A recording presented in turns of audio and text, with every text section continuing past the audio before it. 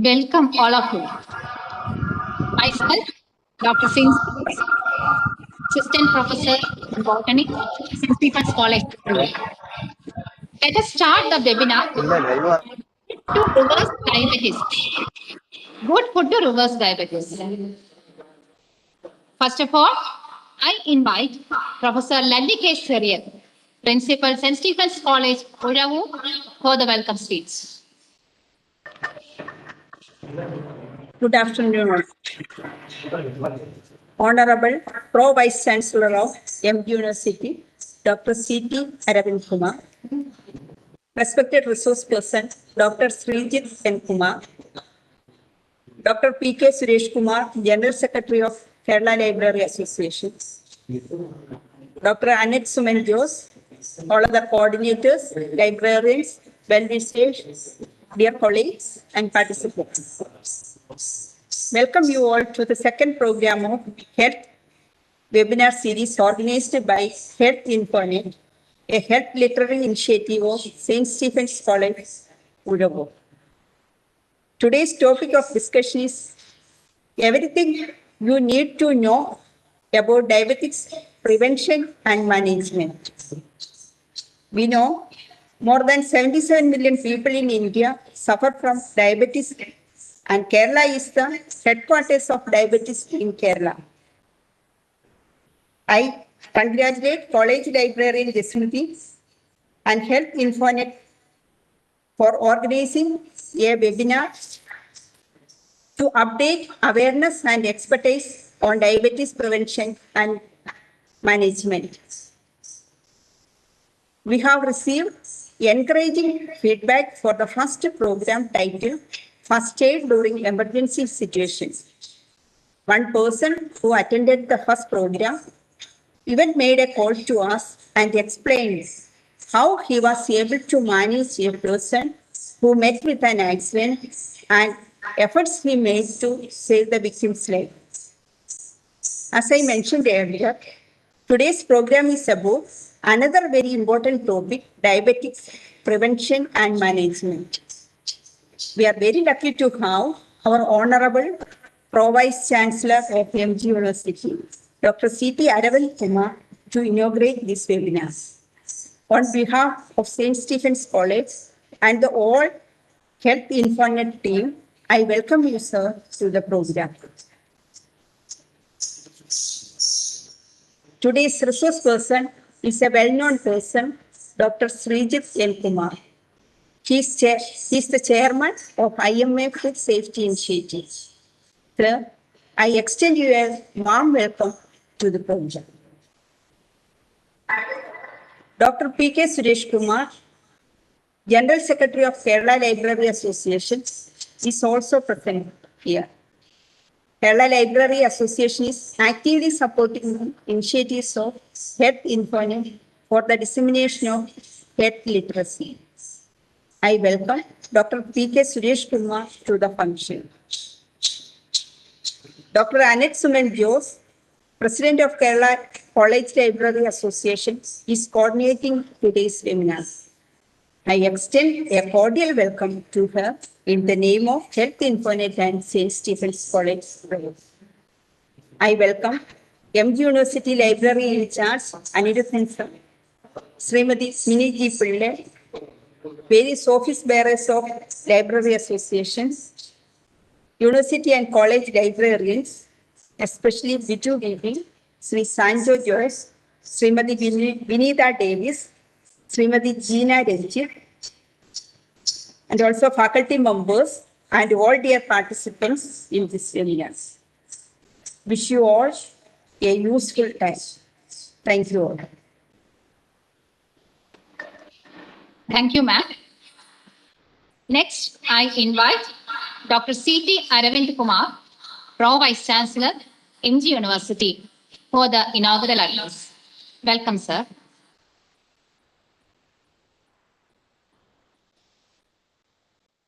Okay, thank you very much. I thank all the organizers and participants. Dear Principal, dear Resource Person, Dr. Sri Kumar, other organizing committee members, people from library, and my dear friends. In fact, this is a very popular topic, and all of us know a lot about this disease. If you really look at the human history, in fact, why I'm highlighting this point is that I'm a teacher. I'm an environmental scientist and teacher. So when we teach environmental science, we start like this: that the human desire for comfort and profit led to the development, the so-called development. So there was a time when a human lived with nature. In fact, human beings generally do not live with nature. So, but there was a time that we used to live with nature and stayed healthy till death. But there was a natural selection at that point of time. Even with diseases, for example, our immunity and so on. Then came medicines of various type. I mean, the so-called allopathic medicine. And much before, we had the traditional medicines of all sorts. Industrialization led to development of technologies. So this kind of development made human life more comfortable. The other side is the so-called pollution, environmental pollution. That is the other side of the so-called industrialization. Then again, we had green revolution, food production increases, etc., etc. But again, the other side is the pesticide issues. So when we reached 20th century, we faced with too many new diseases, which are the result of our own development. So at the same time, we had enormous development in medical science. We have to realize that. So it has almost come to a stage at the same time where medicine itself is an issue in several cases, as it acts, most of the drugs or many of the drugs can stimulate a lot of issues in human bodies as well. So actually, we are undergoing a mixture of all these events. But we cannot go back. We have to live with it. So we always have to have a kind of balance. Now, finding a reliable balance is the need of the hour. So when it comes to diabetes, I think it is almost about 8.5% of the world population is affected by this diabetes. A lifestyle disease. For example, type 2 diabetes is a lifestyle disease. Now, if you look at the entire world, what I read is China is on the top of this disease. Almost about 116 million people got affected. And next is India, I guess. And it goes to about 70 or 73 million people cases. At the same time, we have to see there are a couple of countries where this is the lowest, almost about 30 or 35 countries, the lowest. For example, Lithuania, Estonia, Ireland, even Australia. I think Australia is also goes to about 5% or so. But other countries are actually small countries, but Australia is quite big. So again, we have to see why this difference. Now coming to India, the prevalence in urban areas ranges between 10 to 14 or 15%. The prevalence in rural India, it goes to about 3 to 8%. So which means that again there's a difference between the urban population and the rural population. if you look at all the states, regions in India, of course, Goa, it seems goes to the top. If you look at the age limit of about 15 to 50, then Andaman, Nicobar and Kerala, these are all on the top. And as such, I see that almost all the South Indian states are on the top. So again, we have to see that although we say that Kerala is the headquarters and all, but still you have to see that other states are always there. So they are close to us. Now the reason, of course, I am not going to the details of that because we have an expert. He'll be talking about it. The reasons generally, I mean, these are common things. Like we all know that the food tension, genetic features, etc., etc. All these contribute. But at the same time, my question is actually when we say that we have a lot of tension. If you have a lot of tension, then this contribute to diabetics. And the next question is how do we avoid this tension? So, but the tension is always there. So in this world. And Kerala, of course, it's a consumer state. Naturally, being a consumer state, we eat a lot of junk food and other things and so on and so forth. So there are ample reasons that we are coming to the top. So unless we adopt a natural way of life, including the food habit, controlling itself may be very difficult. Not only food habit, other things. So can we, at the same time, now we have effective medicines available, but I feel that we should have a kind of caution that there is a tendency, people have a tendency that we take medicine, diabetic medicine, at the same time we eat whatever we want. In certain cases, even doctors advise that you can eat whatever you want, then you take medicine. I don't know. I mean, I feel that we need to have a kind of real control and medicine.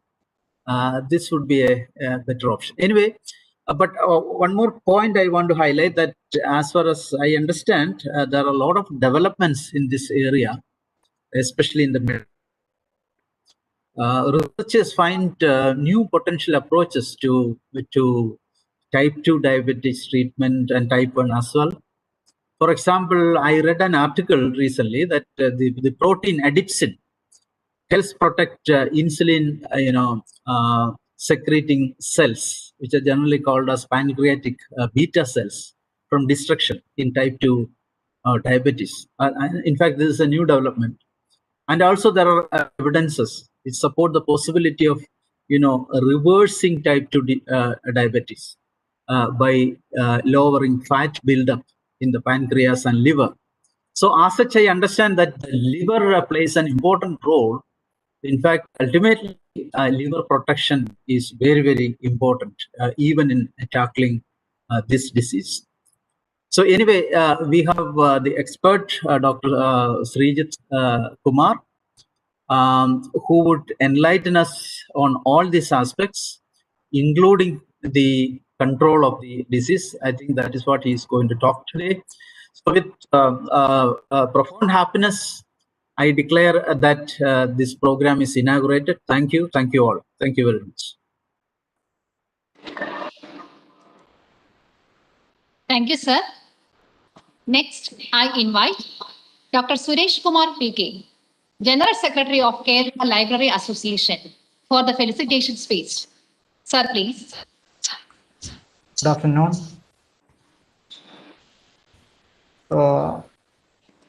Respected Honorable Pro Vice Chancellor of MG University, Professor Dr. C.T. Aravind Kumar, and today's most eminent resource person and Dr. Srijit N. Kumar, Professor Lily K. Syriac, Principal St. Stephen's College, Dr. Annette Suman Jos, my dear friend Jasimuddin, and all other participants. Today we know most of the people are well aware about this deadly disease, that is diabetics. More than 77 million people from India are suffering with this disease. in Kerala also. I think in among the states, Kerala is on top with the diabetic patients. So we are most of the people are more want to know about this deadly disease, because there are so many malinformation, or we are living in the information pollution era. So it is the right person to disseminate this right information to the community is the library professional. So I appreciate the effort of St. Stephen's College for initiating this program, that is Health Infonet program, for disseminating health information to the community. We know enhancing the diabetic prevention is the need of the hour. So we can achieve this prevention through accessibility, continuity, and affordability. So we want to change the lifestyle of the people, and the right time diagnosis and treatment is also very essential for controlling this diabetic. All of us spend a lot of amount for health care, and also use the healthcare equipments as well as medicines for our day-to-day life. So anyway, today we have an eminent personality. I think Dr. Srijit N. Kumar, he is also my doctor also. So he is the right person to speak about diabetic prevention and it through good food to reverse the diabetics. I thanks to the organizers for conducting these type of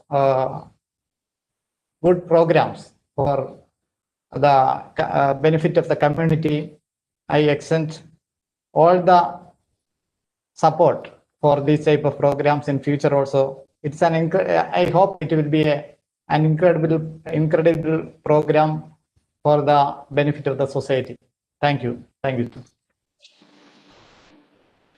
Thank you, sir. Next, I invite Dr. Annette Suman Jones, President, Kerala College Librarians Association, NG University Region, for introducing the resource person. Ma'am, please. Thank you. Honorable Pro Vice Chancellor C.T. Aravind Kumar Sir, Principal of St. Peter's College, UZHAVOOR, and all others. A doctor is someone who is popularly considered as a person who maintains or restores human health through the practice of medicine. But our today's resource person, Dr. Srijit N. Kumar, is a person who is undoubtedly an exemption to the above definition. He is more than that in his medical profession. He is an internationally well-known figure, especially among diabetologists. He is a well-experienced doctor and have extensive knowledge in his respective field of medicine. He is concentrating not only in treatment sector, but also in educating our citizens to lead a healthy and balanced lifestyle. One of the best examples is his Pulse program on Asian TV channel. Presently, he is working as a chairman of IMA Food Safety Initiative and consultant at a Diabetes Care Center, Thiruvananthapuram. He is also holding the positions of ex-major of Army Medical Corps, chairman of Professional Equipment Protection Scheme, and chairman of MSN Medical Student Network. He has authored 2 books, Prameham Sampurna Vijnanam and Prameham Maran Nalla Bhakshanam, I think today's topic. With this brief introduction, I invite Dr. Srijit N. Kumar to lead today's session. Welcome and over to you, sir. Thank you. Thank you very much, madam, for that very kind introduction. Respected Chief Guest, Dr. Aravind Kumar, the Pro Vice Chancellor of MG University, respected Principal of St. Stephen's College, Professor Lali Syriac, respected Secretary of the Kerala Library Association, Dr. Suresh Kumar, President of the Libraries Association of the MG University Region, Dr. Annette Suman Jones, and distinguished senior professors, teachers, friends, and students.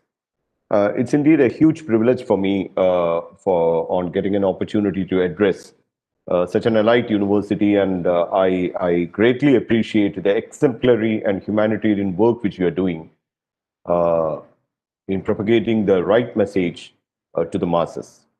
For all the diseases, especially for the lifestyle disease, what matters most is education and awareness, and the service which you are doing. And I know that it is going live through YouTube, and thereafter the YouTube record will be seen by many. And you are all very influential people. You are the social leaders, and I wholeheartedly thank you for championing the cause of public health. We are really very grateful. Now let me see whether I can share my screen. Yes, I think I can.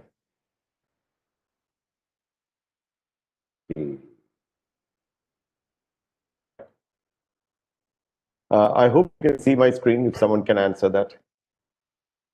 Yeah, it's visible. Right. So now probably you also might have counted how many slides I have. Anyway, now what we are going to talk about is good food to reverse diabetes, and I'm very happy that the Vice Chancellor himself, the Pro VC himself, introduced this topic very elegantly. And I think knowingly or unknowingly, he touched upon the real essence of what I'm going to speak, and that is about good food to reverse diabetes. So essentially, we have two things here. One is we are talking about reversing diabetes, and the second thing is we are using good food as a tool to do that. This was told by Hippocrates, the father of modern medicine, 450 years before Christ. He told, "Let food be thy medicine." So this is what I keep reminding my patients, that when we have food, we should always remember, right from our ancient philosophers, physicians, even gods used to say that food should be medicine. For anything to qualify as medicine, there are two prerequisites. One, the formula is fixed. Two, the dosage is fixed, or rather it is prescribed. Now, when I give a tablet, when I write a particular drug, people wouldn't take another drug. The people would definitely go in for that same drug. And if I have written 2 tablets, people wouldn't be taking 20 tablets or half a tablet. They would adhere to the dose. So when we think about food, the most essential element of good food is that we need to understand that if we are to use food as a medicine, and it is quite possible to use it as a medicine, then you should stick to the prescription, and also you should stick to the dose. Only then it will be medicine. And if that is properly used as medicine, you wouldn't require many other medicines, as you would see in the next 10 to 15 minutes. Diabetes is increase in blood sugar. We all have sugar in our blood. It is less than 100 when we are fasting, and it is less than 140 after 2 hours after a glucose load, or 2 hours after a meal. So whatever you eat, the blood sugar will not go more than 140. And in your fasting stage, it is less than 100. But in diabetes, the fasting itself would be high. It will be more than 126 milligrams per deciliter. And when you eat, the blood sugar may go more than 200 milligrams per deciliter, either one of these or both of these. And in between these values, we call that pre-diabetes. Now, here we should understand that whatever we eat, the sugar is kept less than 140 by a fantastic mechanism inside the body, and that is with the help of glucose. We'll try to understand that a little later. Our esteemed guest already highlighted that it's a huge issue. World over, today we have 463 million people with diabetes. In India today, we have 770 lakhs of people with diabetes. And look at that. In just another 25 years, this figure is going to double. We are going to have 1,342 lakhs of people with diabetes. And diabetes produces a lot of devastating complications. It's not a simple disease. It produces a lot of devastating complications. And the nation simply cannot afford this number, because even if a minuscule of them are going to develop complications, then it will be something huge we'll not be able to tackle. And we'll have to address this. And then we come to this very famous picture where we need to look into why we are developing this disease. Now, again, it was amply highlighted by the Pro-VC that our habits changed, especially our eating habits and our moving habits changed when we had this transition. Today, this is what we are, but ideally, this is how we should be. The shape has completely changed, and that came with a huge cost. Earlier, we used to, when we were all born in the forest, we used to either hunt our food or gather our food. And then whatever we used to get by hunting and gathering, we used to eat, which showed two basic things. One, we could eat only those things which we could either hunt or gather. We could not cultivate. We could not produce, manufacture. So there was nothing artificial. We could only eat what the nature provided, and we either gathered that or did hunting. And one more thing is that we ate only when we got food. We didn't store food. We didn't have refrigerators. We didn't have the habit of eating 3 times a day or 5 times a day, looking at the clock and eating. No, we didn't have that. Yes, we looked at the sun. Man naturally had a feeding habit, a daytime feeding habit, 6 a.m. to 6 p.m. Because after that, we would go to our caves when wild animals will come out, and they used to predate during the night. So two essential basic things which we should understand from the nature are, one, we are supposed to eat those things which we would have either got by hunting or gathering if we were to live in forests. And two, we would be eating only when we get food, which definitely is not 3 or 4 times daily and may not even be every day. So these are the two basic things of food which we should understand, how nature designed food for us, or how we were supposed to eat. But then when we overindulged in food and when we started eating, looking at the clock and looking at and seeing the taste, when we started eating, naturally we started gaining weight, and most of us today are having increased fat in our body, or most of us are fat.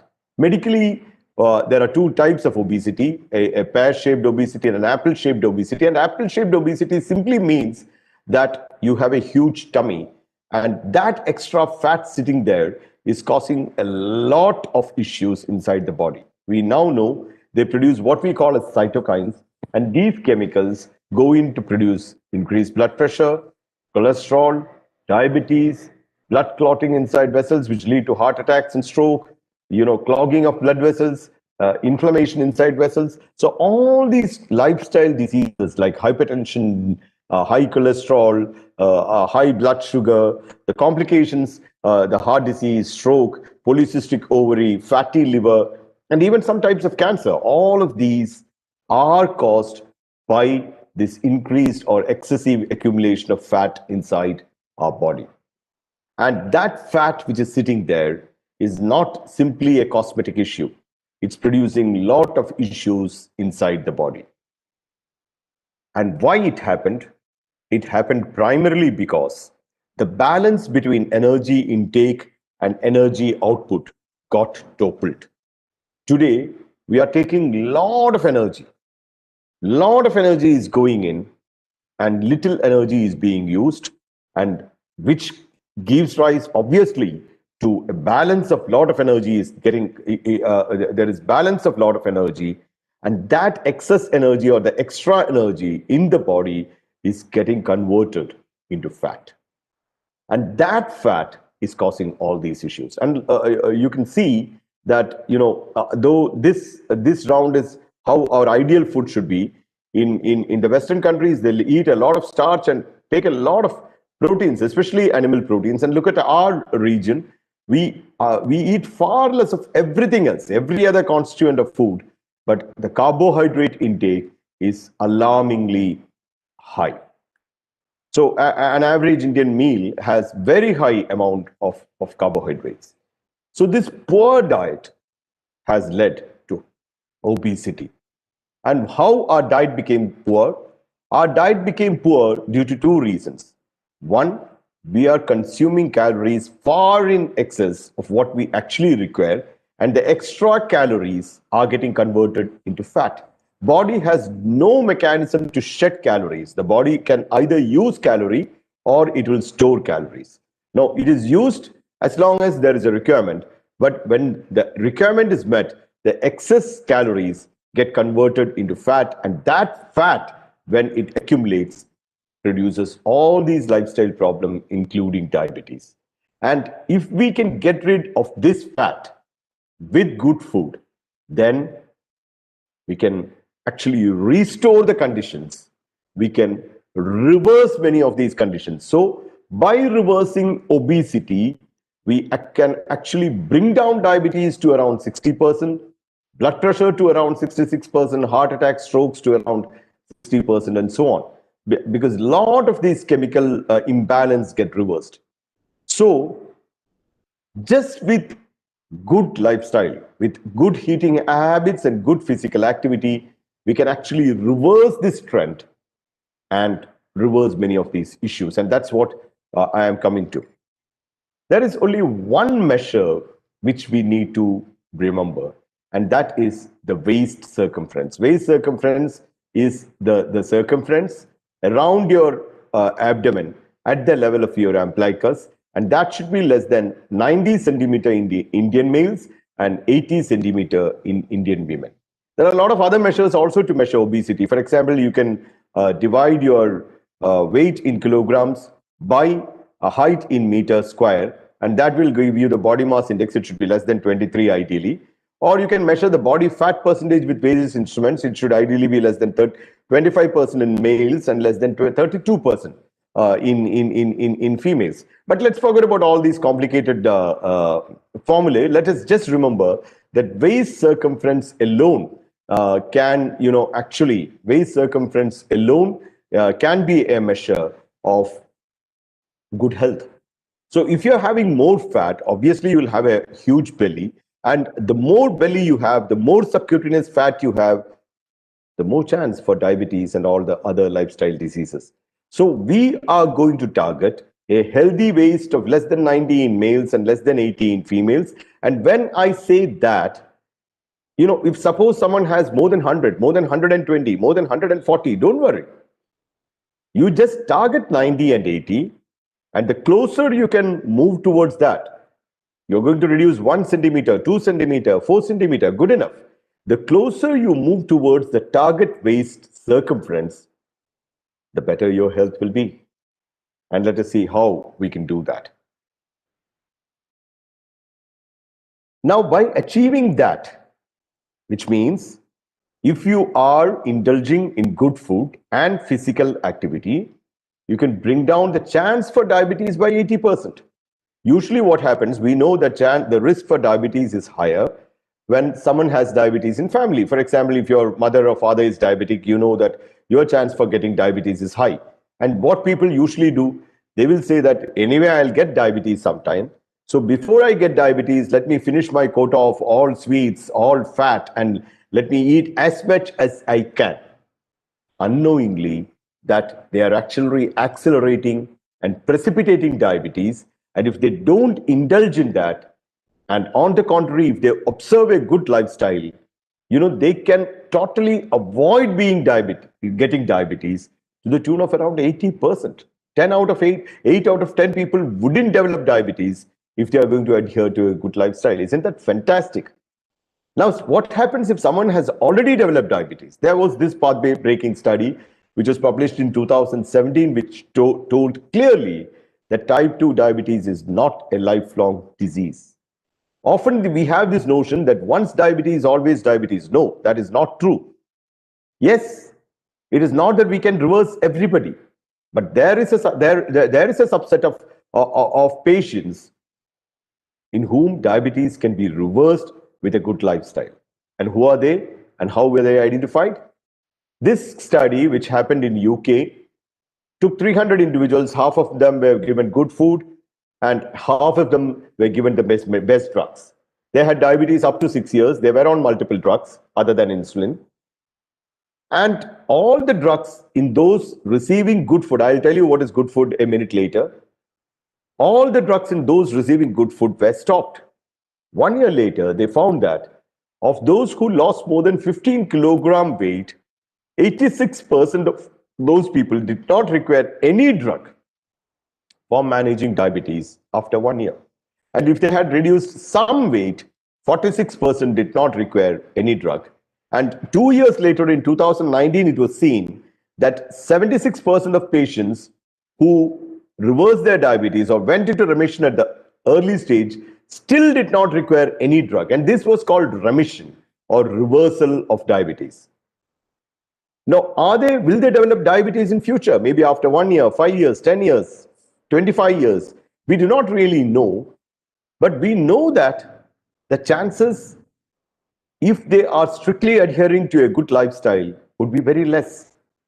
And for those who reverse, some of them, maybe after a few years, the diabetes may come back. For some of them, it may not come back at all. So it will all depend upon, one, how strong tendencies they have for the disease, and two, how well they adhere to the lifestyle measures. So if they adhere promptly and properly, there is a huge chance that for years together, they can avoid all drugs, and that means the diabetes could be reversed. Now, taking cue from that, you can see this was how I looked in 2017, and this is Mike Lean and Roy Taylor. Roy Taylor and Mike Lean, the two scientists who brought out this paper, when it was published in Abu Dhabi, the World Diabetes Congress in 2017, I took a photograph with them, and you can see that I was not in big shape. Since then, I started doing good food myself. I reduced around 10 to 12 kilos, and then we launched this program, the Lifestyle Intervention Method, and whereby we prompted our patients to go for a good lifestyle. 1 year we did it in a loose way, and in 2018 we launched this program. And when we analyzed the first 50 patients, the data which we published in the last World Congress, we saw that 86% of them, there was some weight loss in 3 months, and 72% of them could either decrease or stop their drugs. So that's a huge revolution which has happened. And that actually prompted me to write my book, which got published last year. The governor published that, which is called Premeham Mara Nalla Bhakshanam, which the English translation is Good Food to Reverse Diabetes. We don't have an English translation of the book as yet. It's in Malayalam. But soon we are working on it. And that is a very effective tool to reverse diabetes. And what we are going to do. In the next 5 minutes, I'll just say how we are going to do that, and then I'll stop. And maybe if there are questions, I'll try to take it during the next 5 minutes. There are only two simple formulas which we need to know. One equation I told you, the measure which we need to know is waist circumference, 80 in females, 90 centimeter in males. And then when it comes to food technique, there are only two equations which you need to know. We should know that we are what we eat. And the first thing which we should know is how many calories we actually require in a day. Because I told you, if you eat more than what you require, the excess calories get converted into fat. So we should actually be taking only as much calories we require. And if you are to reduce your fat, then you should be targeting around 20 calories per kilogram per day. Which means if you are 50 kilo, it is around 1000 calories. If you are 70 kilos, it is 1400 calories. So roughly we are targeting a daily food intake of 1000 to 1400 calories. That is formula number one. It's over. It is so simple. If you are to maintain your weight, we will look at around 30 calories per kilogram per day, which roughly translates something like 1800 calories. So the first equation is that we are going to take less than 1000 or less than 1400 calories per day. Now, the second question is, where should these calories come from? As we know, there are three main components of food, namely carbohydrate, protein, and fat. Now, this is the trick. This is the whole secret of good food. Carbohydrate, the percentage share of energy which comes from carbohydrate in your daily calorie intake should not be more than 50%. And that is the most important statement. Not more than 50% of your daily calorie intake should be from carbohydrates, 20% from proteins, and 30% from fat. So that is 50, 20, 30, and that should be the ideal constitution of your food. And how can we achieve that? Now, let me talk one line extra about carbohydrate. Carbohydrate, there are mainly 4 sources for carbohydrate. One is sweets, 2 is grains and tubers, 3rd is fruits, and 4th is vegetable. Now, all these things would yield the same product, which is different forms of sugar. These are all made of sugars. When they all digest, what the body gets is sugar. The difference is that in sweet, it's almost 100% sugar. Grains and tubers are 80% sugar. Fruits are roughly 15% sugar. And vegetables are roughly 5% sugar, which means that the calorie, each gram of glucose gives you 4 calories. So 100 gram sweets will give you 400 calories. 100 gram grains and tubers will give you 80 into 4, that is 320 calories. 100 gram fruits, 15 into 4, that is 60 calories. And 100 gram vegetables, 5 into 4, that means 20 calories, which means that when you take 100 gram of carbohydrate, if you take vegetables, you will get only 5 gram of glucose and 20 calories. Whereas if you take rice, wheat, and tubers, you will get 80 grams of glucose and 320 calories.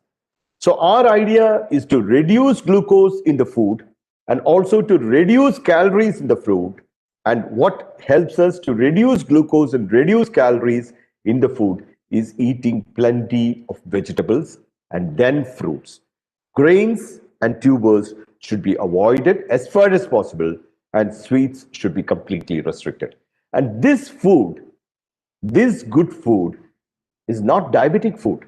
It is not for diabetic patients. It's a universal food, and that is what this Eat Lancet Commission told last year, Jan. They brought out this planetary food plate, which actually on one side consists of fruits, vegetables. On the other side, they have defined a whole lot of things like whole grains, starchy vegetables, dairy food, animal protein, plant protein, fats and oils, added sugars, and so on. And even the proteins they have defined further, but it's very cumbersome to remember all these things. We can simply remember this very simple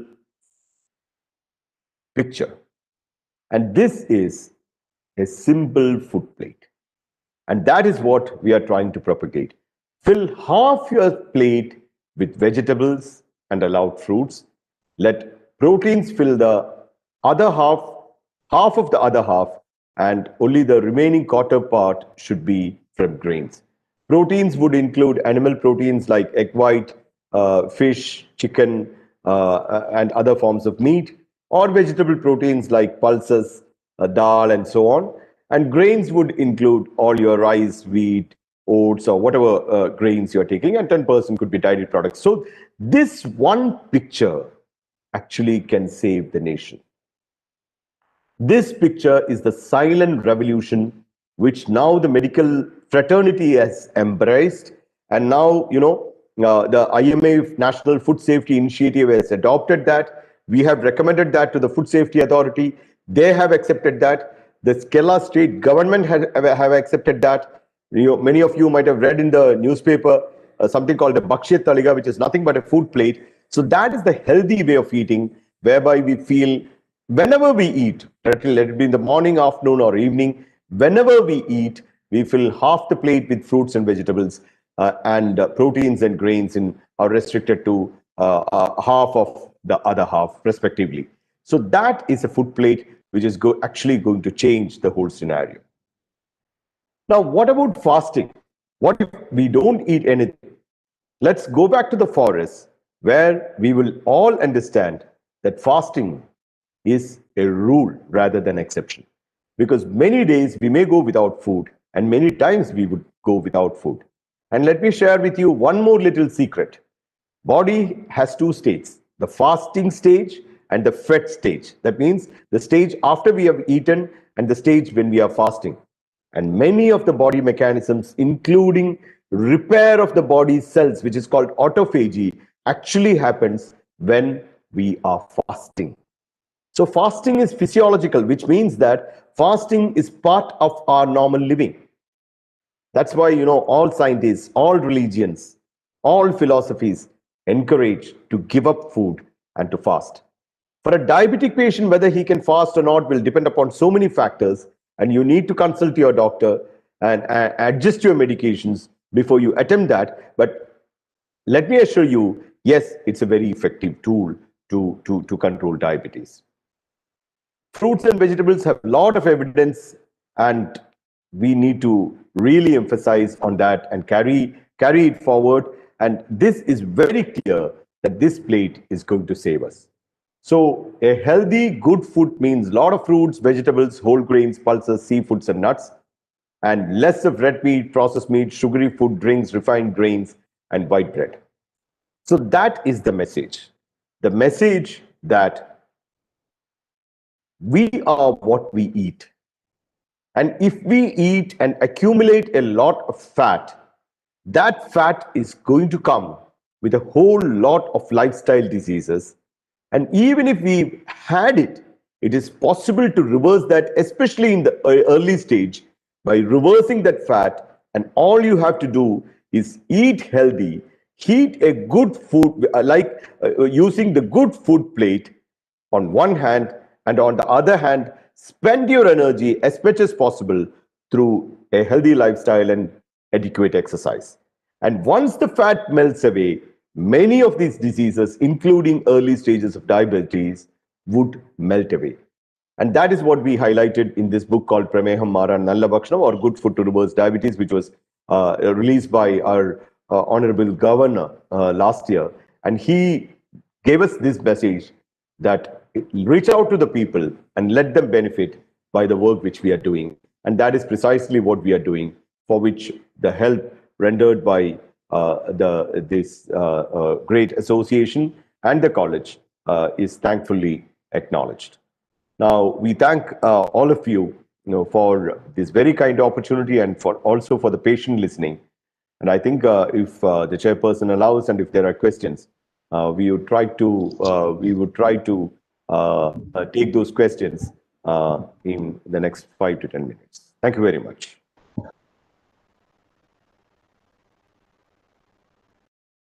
Question the registration time itself. May I? Please. Okay. What are the early signs of diabetes? Early signs of diabetes. Now, there are two things to be told. One, more often than not, diabetes may not have any symptoms. So even if you do not have symptoms, it is important that you check your blood sugar. And two, for those of you who may have symptoms, typically it is polyuria, polydipsia, and weight loss, which means that increase in thirst, increase urination, and the person will start losing weight. And there could be other symptoms like, itching due to fungal infections, delayed healing of wounds, and so on. But by and large, there may not be symptoms. Even if you do not have symptoms, if you are a high risk, you should check in between. But for those who report, these are the classic symptoms which diabetes can have.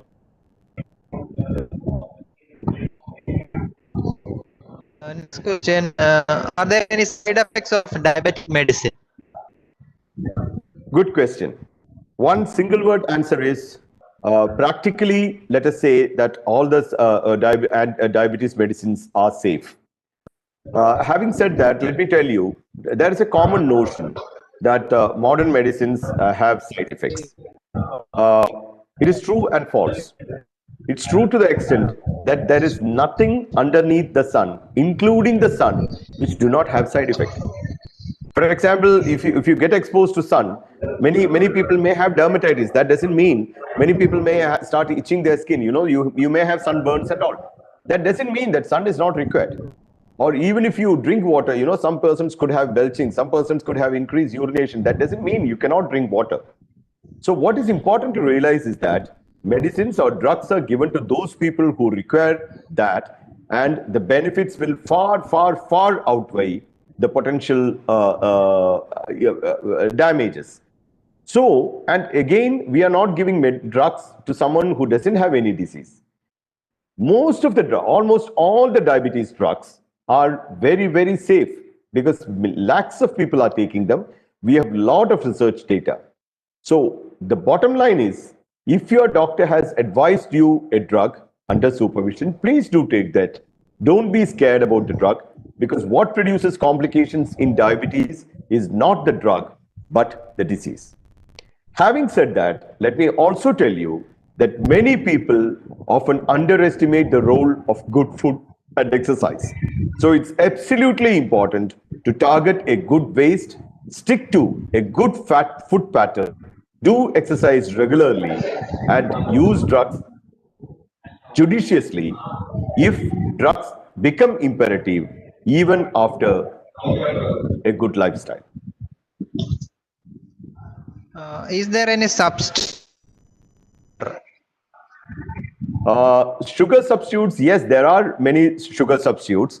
Now, many artificial sweeteners like, let's say, sucralose, stevia, aspartame, and many of them are available in the market. Many of them have been proven to be chemically safe, so it is may not be chemically dangerous to take that, especially in limited quantities.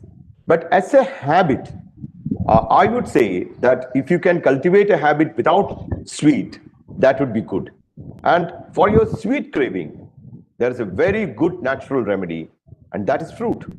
Especially low-cal fruits, low glycemic index fruits like apple, orange, guavas, and pears can be taken, and even the other fruits can be taken in moderation. So I would encourage you to take whole fruit and try and avoid sweets.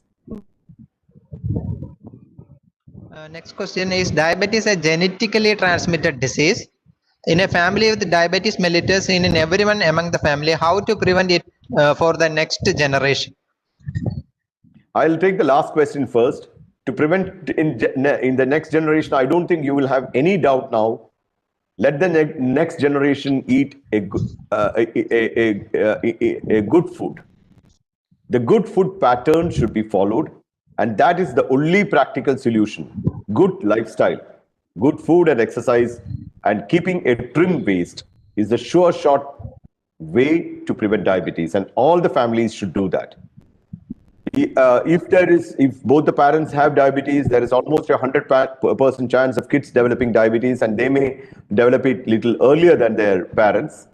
So yes, it is genetically transmitted. It's a polygenetic disorder, which means that there are many genes which would determine.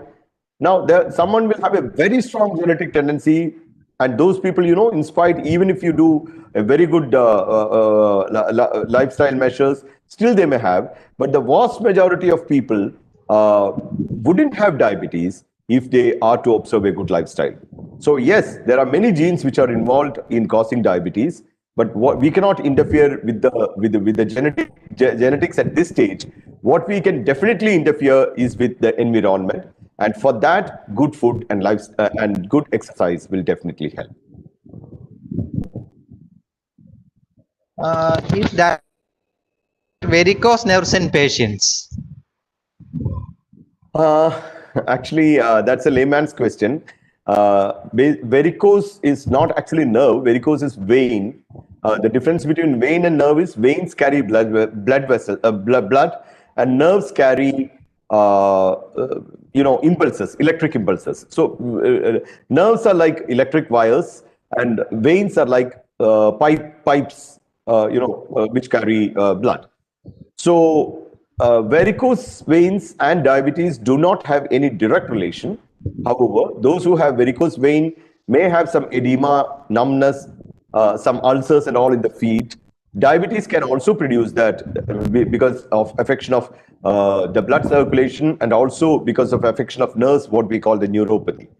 So a person with diabetes can also have varicose vein, and the problems because of varicose vein could be higher.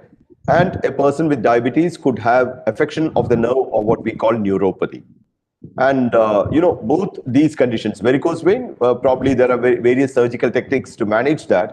And for diabetic neuropathy, Again, we have various techniques to manage that. The most important thing is to get a checkup done periodically to know that whether they have a nerve disease or not, and to take due precautions.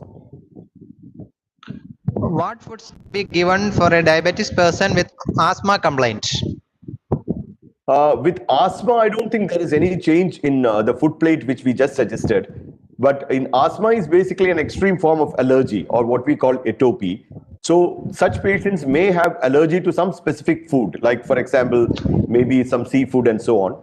So if the person is allergic to some particular food, you avoid that food. But if there is no allergy, I don't think there is any difference between food which can be taken by an asthmatic and compared to a person who do not have asthma. How to prevent diabetes from getting borderline? The sure short way of preventing diabetes, I emphasize again, is to maintain a good waist. Work on a trim waist, eat healthy, exercise regularly. And, there is nothing called small diabetes and big diabetes. Actually, all diabetes is the same. But for pre-diabetes, that means when your blood sugar is between 100 and 126 fasting and between 140 and 200 after food, then, those people, if they observe lifestyle measures rigorously, they can go back and become normal. If not, they will go in to develop diabetes. There are various drugs which also have been tried to prevent diabetes, but the drugs have not been found to be more effective than lifestyle measures. So good food and exercise is definitely the mechanism, the sure shot mechanism to prevent diabetes. Okay, sir. A lot many questions, but we are running out of time, so we are concluding here. Vinitha, are you there? Yes, Jasim, I'm Okay, I invite Vinitha for the out of times.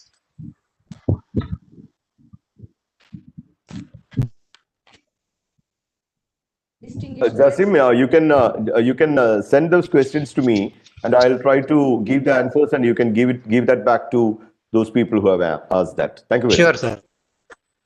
Thank you. Okay, distinguished guests, my dear participants, good evening to all. On behalf of St. Stephen's College, UZHAVOOR, and the entire team of Health Infonet, and on my own behalf, I extend a very hearty vote of thanks all for your gracious presence and sharing with us. First of all, a big thank you to Dr. C.T. Aravind Kumar sir, Pro Vice Chancellor, MG University, for his gracious presence and for the inaugural speech. On behalf of St. Stephen's College and the whole Health Infonet team, I extend my sincere thank you, sir. Next, I must mention our deep sense of appreciation for today's resource person, Dr. Srijit and Kumar, for sharing his knowledge on the topic diabetics prevention and management. It's very relevant today. Thank you, sir, for your valuable sharing, and it's an excellent session. Thank you. Thank you very much. Next, I would like to take this opportunity to place record our hearty thanks to Dr. Suresh Kumar, General Secretary, KLA, for supporting health and guidance he has extended to all of us at this session. Thank you, Suresh Kumar, sir. Thank you. Thank you. Finally, I also extend my sincere thanks to Dr. Annette Suman Jose, who has done the webinar coordination and her enormous cooperation in this organization of this event. Thank you, Annette, ma'am.